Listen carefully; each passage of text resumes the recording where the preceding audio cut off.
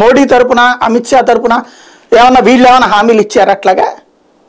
Sir మన ఇద్దరం ఇప్పుడు మాట్లాడుకుంటున్నాం సార్, మీరు అడుగుతున్నారు, నేను సమాధానం చెప్తున్నాను. మన ఇద్దరం ఏమన్నా రహస్యంగా ఏమన్నా మాట్లాడుకొని ఇది మిమ్మల్ని అడుగుతారు, మీరు నాకు సమాధానం చెప్పండి, మీరు మమ్మల్ని అడగలేదు కదా. ఇట్లేమో ఇద్దరు కూర్చుని మాట్లాడుకోక చూడలేదు కదా. జనసేన తెలుగుదేశం కూర్చుని మాట్లాడడం చూసాం, కానీ బీజేపీ రాష్ట్ర నాయకత్వం ఈ రోజు వరకు తెలుగుదేశంతో కూర్చోగా ఎవరం చూడలేదు. ఇప్పటి వరకు జనసేన నాయకుడు బీజేపీ వాళ్ళతో అందుబాటులోనే ఉన్నారు, బీజేపీ వాళ్ళతో కలిసే ఉన్నారు. బీజేపీ వాళ్ళు ఏం చెప్తారో చంద్రబాబు నాయుడుకి చెప్తున్నారు.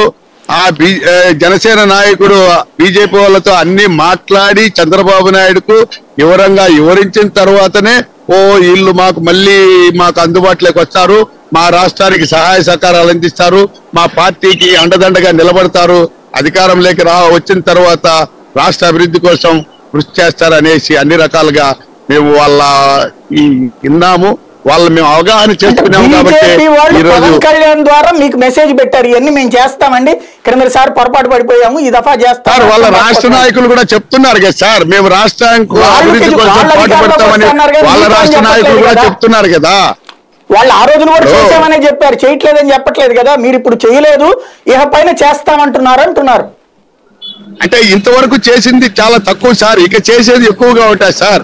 ఎందుకంటే మూడోసారి వాళ్ళు అధికారంలోకి వస్తున్నారు కాబట్టి చంద్రబాబు నాయుడికి ఈ రాష్ట్రాన్ని అభివృద్ధి చేయాలనే చంద్రబాబు నాయుడు అన్ని ఎస్టిమేషన్లు ప్లాన్లు ఎలా అయితే అభివృద్ధి చెందుతుందనేసి చంద్రబాబు నాయుడు గారు వాళ్లకు వివరంగా పత్రికల ద్వారా కానీ టీవీ ఛానళ్ల వల్ల కానీ అన్ని రకాలుగా చంద్రబాబు నాయుడు వాళ్ళకు తెలియజేస్తున్నారు.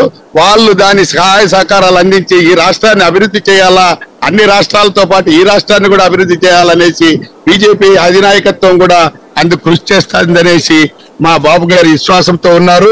మేము అందరం కూడా విశ్వాసంగా ఉన్నాము. ప్రజలు కూడా దానికి బీజేపీ ఖచ్చితంగా, ఎందుకంటే వాళ్ళకు కూడా ఆంధ్ర రాష్ట్రం మీద ఆశ ఉండదు కాబట్టి ఖచ్చితంగా వాళ్ళు కూడా రాష్ట్ర అభివృద్ధి కోసం పాటుపడతారు సార్. రైట్. మన సుహాసిని గారు, ఏంటి ఇట్లాగా త్రూ పవన్ కళ్యాణ్ గారి ద్వారా సందేశాలు ఇచ్చుకోవాల్సిన పరిస్థితి ఎందుకు వచ్చింది?